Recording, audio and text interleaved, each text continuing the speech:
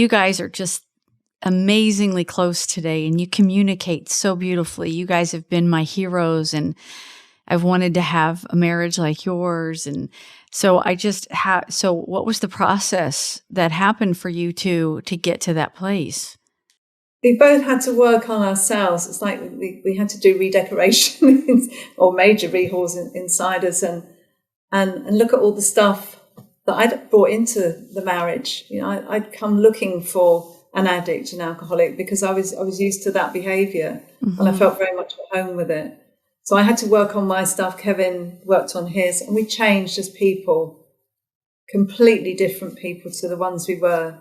How long did it take? How long did the process take for you to get from being totally alienated, not liking each other? Still, the love was there, but the like was not, to a place of closeness on all the levels? I would have thought a few years, probably a couple of years. I think probably a couple of years, because we gotten to the point very early on. After I'd gotten sober, we started a business, and a very successful business as well. And it was all based on a program that we'd followed, and it was very successful, very, very successful. And we worked very, very, very closely. And I would say a lot of that was because of the fact that I'd found a guy who mentored me through a program which I followed, and we both worked on ourselves, didn't we? We both worked. We had to. I mean, there was just it was the only way. It was the only way for both of us to get anywhere. Really, we did love one another, but we knew that we both had to. We needed stuff to sort out. There was a lot to sort out. Well, and could the kids see the difference? Absolutely, yeah. There was an incident in our house where we had someone come around that was also an alcoholic in recovery. And our son, who was 4, ran downstairs and sat in front of this gentleman and said, "Are you an alcoholic?" And I thought, what a strange question to ask. And he said, "Yeah, I am." I said, "That's all right then." So I said to my son later, I said, "Why ever did you ask him that?" He said, "Oh, I knew we would have a lot of fun, so I could stay downstairs. Otherwise, I'd gone back to my bedroom." Oh, my God. But let's clarify, an alcoholic in recovery. Not an active one, No. How old were the kids when you guys started to make this change, and when the healing started? Well, I got sober at 28, so I suppose it would have been about 30. I'd have been about 30, wouldn't I? Yeah, they were about 4 and 6, the kids. And they were about 4 and 6. Okay. Yeah. And so I have a question for you. If there's, and again, is looking at this and looking at what you guys went through, there is a lot of couples that are in your exact shoes, a ton. What would Annie first, and then Kevin, what would your advice be if you're looking at a couple that was you 30 years ago? What would your advice be? Just a couple pointers. First thing I would say is that everything is recoverable. You know, no matter how bad, no matter how things are, there's a way out. And I think that if you're prepared to put the work into it, you can recover it. You can recover it. Beautiful. You know, it's as simple as that. That would be mine. So go and get help, learn about the illness, be around people that know about the illness that can help and give you hope. You know, hope stands for hang on, pain ends, and hearing other people's experiences. There's an awful lot out there. I mean, we were told a really valuable thing, which was trust is the first thing to go and it's the last thing to come back. And the couples that we both work with, I'm always reminding them of that. It's not an overnight job. I didn't go, do you know what? I really trust you now. Yeah. It took a period of time. It took time. Well, we were 8 years in. I remember something at work that we were doing. And I said, you still don't trust me after all this time, 8 years sober. And you stopped and thought about it and you said, yeah, that's right. That's right. We've had to work. I love that about hope. Hang on, pain ends. That's powerful. Incredible. And so now you guys are on this road, and you guys have entered into recovery. You guys have seen and are experiencing the light that is at the end of the tunnel. And some time passes now, right? And then you guys have another barrier. And Annie, do you mind telling us about that and what happened and how that impacted you guys? Yeah, 2017, I started experiencing different things: muscle weakness, exhaustion, aching. And I kept going back to the GP and general practitioner doctor, and he had no idea. And it was when I was over with Hilary that I near on collapsed. We were at Hilary's 20th. Yeah. Yeah. And we went to, we stayed with Hilary, and then we went on down into Dallas, didn't we? Just for a couple of nights, just to go see Dallas.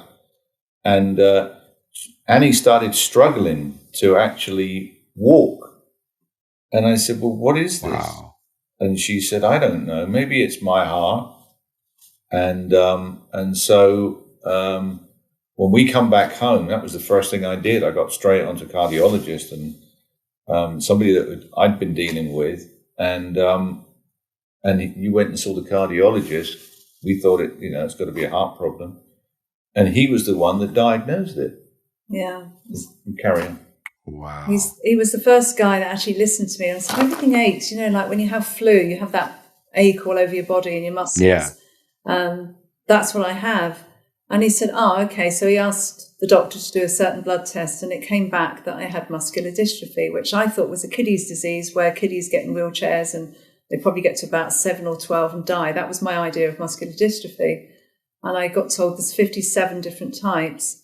And I got put on a lot of medication, huge amount of medication. I think they just opened the chemist drawer, maybe have the lot. And I started to get some very, very bad side effects from a couple of them. And unbeknown to us, 2 of the drugs I was put on had suicidal ideation in the side effect. And in England, we don't talk about this stuff. We've been on quite a number of shows, and when we've talked about suicide or attempted to, we don't mention that and just gloss over it. Anyway, I tried 6 times in a fortnight, and I ended up... A fortnight is 2 weeks, everyone. 2 weeks, yeah. I tried 6 times in 2 weeks, and I was intent on going. I had no desire to stay here at all. And the last time I drove the car out to an industrial estate where no one would be on a Sunday morning, and I took loads of pills, loads of alcohol. Not that I drink alcohol, but it was just to wash it down. And I woke up the next morning thinking, I still haven't done it. I don't know how I'm not managing it. And I just put Kevin through hell. It was almost like the reverse of him, me with him with his addiction, because 2 of the drugs I also got addicted to within a very short period of time. And I had the consultant saying none of my patients have been addicted to this. And my local doctor was saying they are addictive. And I just carried on taking them. Anyway, I got to the hospital after the police officer found me. My daughter actually found me as well. And I'll never forget her face. It was, it was horrible. And they took me off to hospital, and I still had my phone. And I thought, I'm not normally like this. No matter what's hitting our marriage, we just ride through it. So I started to go to Google to look at the drugs I was on to realise that 2 of them had these side effects. And one of the drugs I'd actually been given 3 times the triple dose in a week. They said, just keep increasing it. It would eventually help with the pain. So on the 23rd of April 2018, I took my last amount of drugs, and I haven't had anything since. I struggle still with pain. I struggle with sleep. I struggle with my heart, but I just don't take anything because I can't put my family through that again. Let me state that Kevin retired 7 years early, gave up 40% of his pension. And Kevin, do you want to talk some of what you went through and what you had to, how you had to adapt to this, what was happening?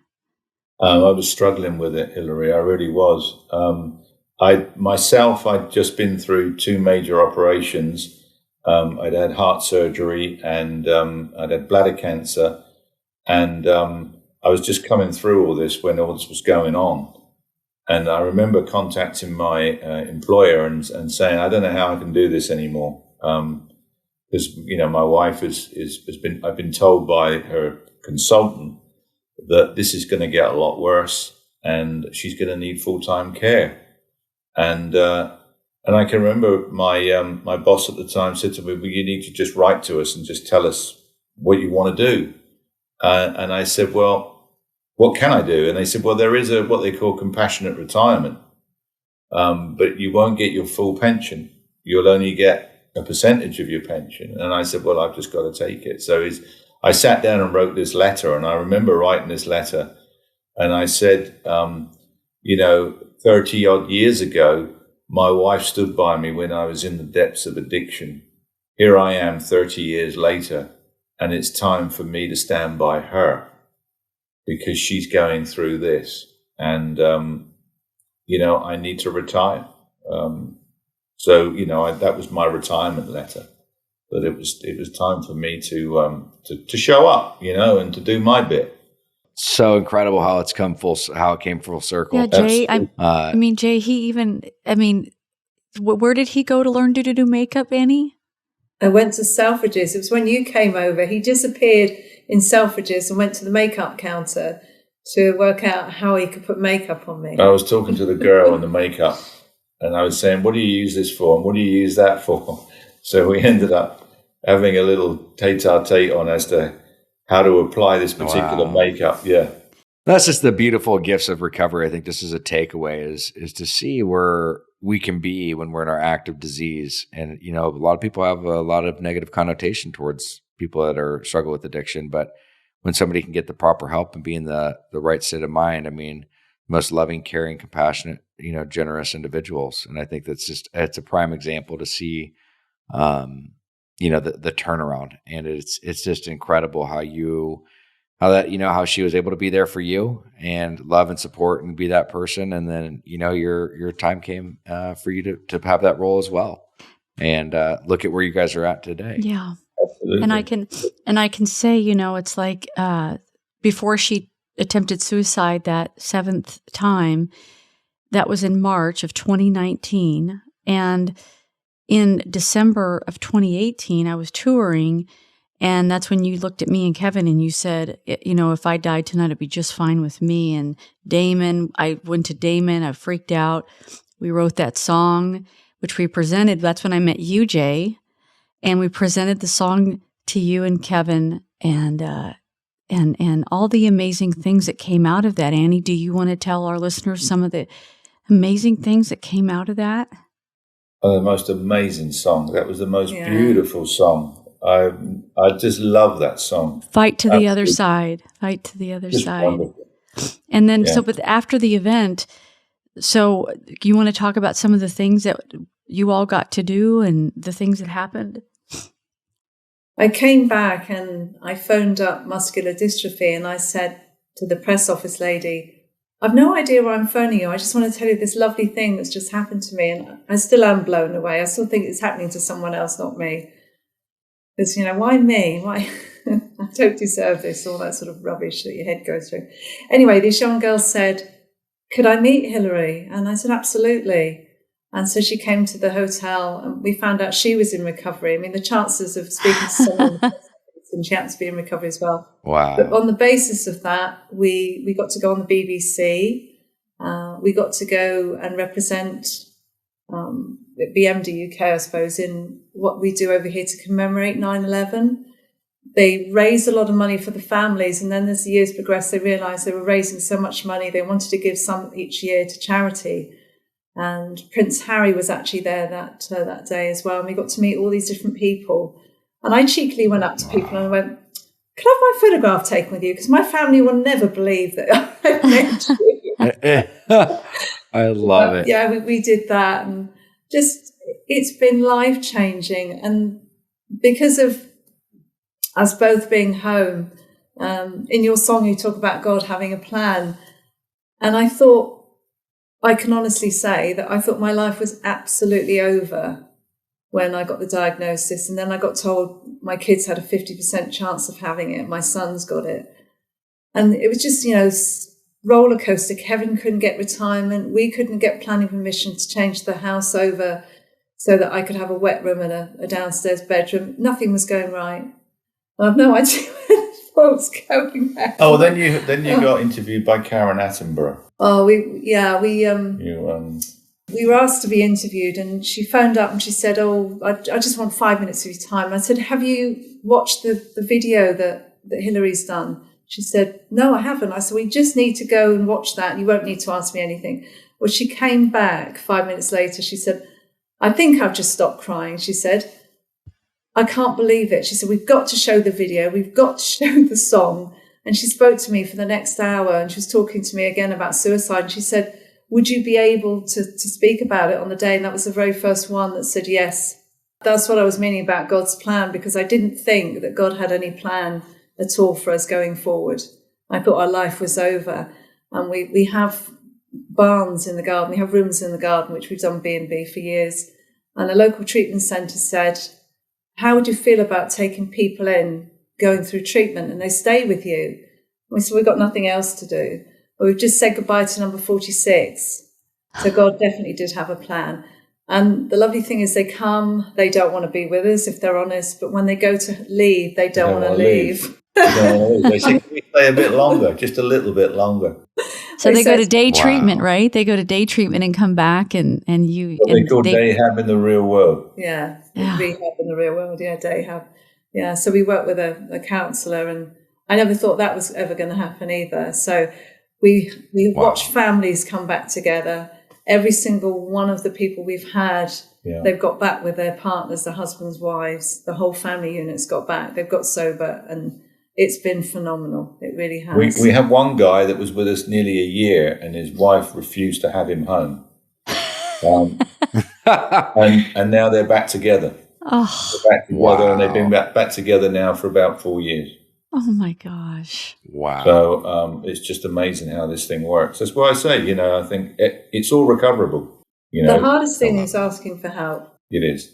What a testimony! So inspiring and so powerful. And I'd love to hear. I mean, just with where you guys are at, it sounds like obviously there's some big service components that you guys are doing. You're obviously giving back a ton, and but how do you guys maintain, not only your sobriety, but a healthy marriage? I think it's so important to work with others. That's it. Working with other people that, working on the same things that you and me and everybody else.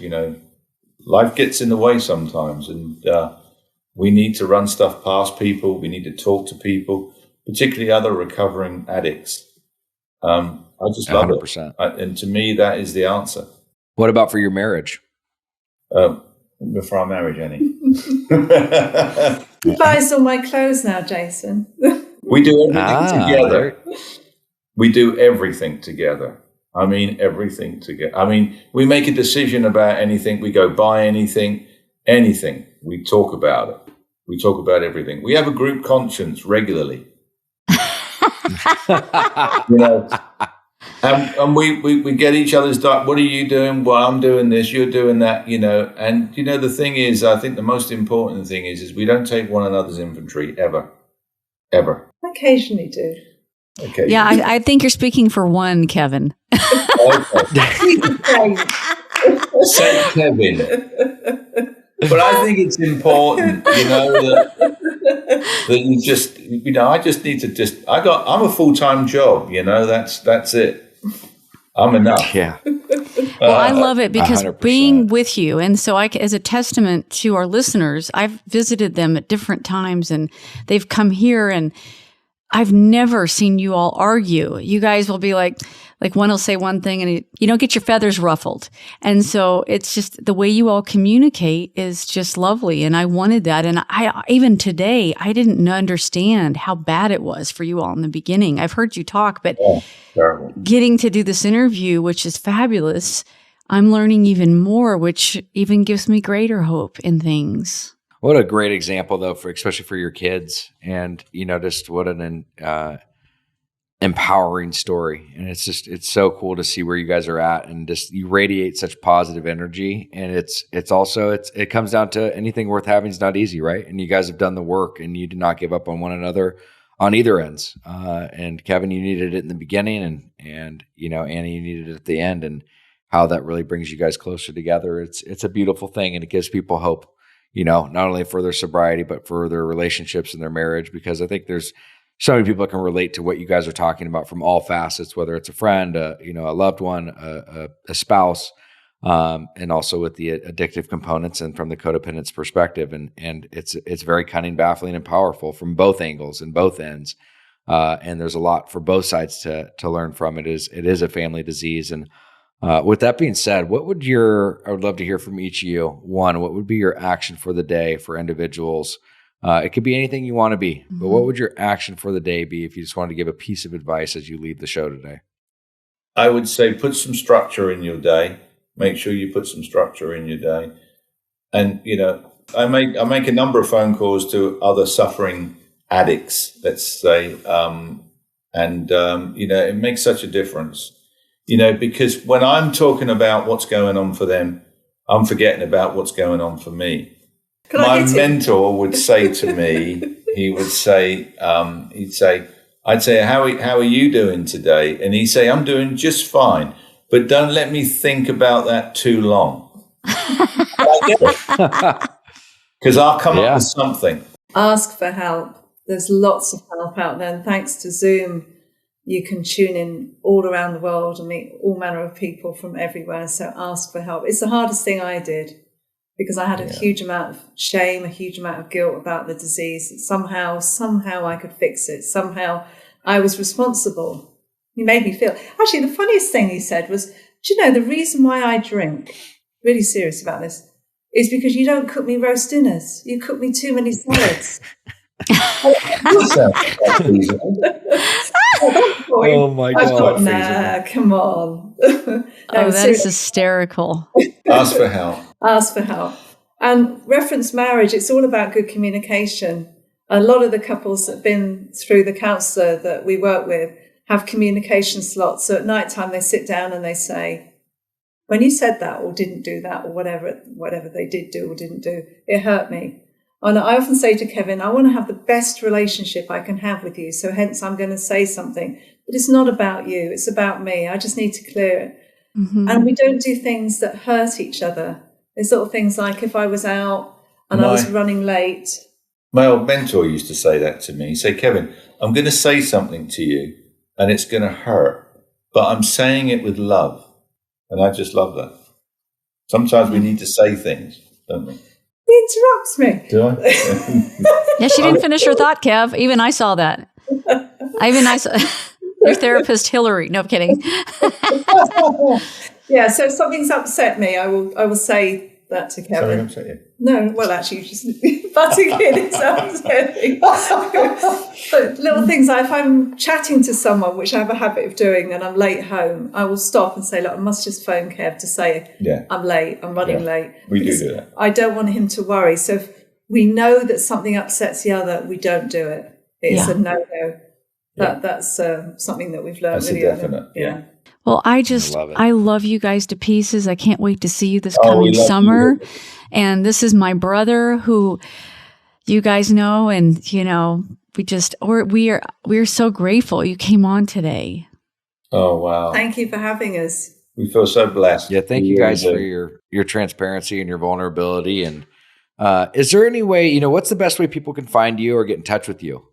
We've got an email address and we've got telephone. Well, we've got a particular email address because of somebody else in the past. Yeah. He always used to say, I used to say to him, how are you today, Des? And he'd say, I'm double good. And I said, what do you mean double good? He says, I'm an addict. I don't do anything singular. He says, so I'm double good. Oh, my God. I love it. We've got an email address that's I'm double good at yahoo.co.uk. So, please feel free to reach out. I love you guys. We'd love to hear from them. You guys are incredible. Oh, thank you, Jason. Thank you so much again for doing what you did and taking the time to come on, the vulnerability, the transparency, the authenticity. It shows you guys have done the work. And I think a lot of people are going to have a phenomenal takeaway from this. So thank you very much. I love you guys. Thank you for having us.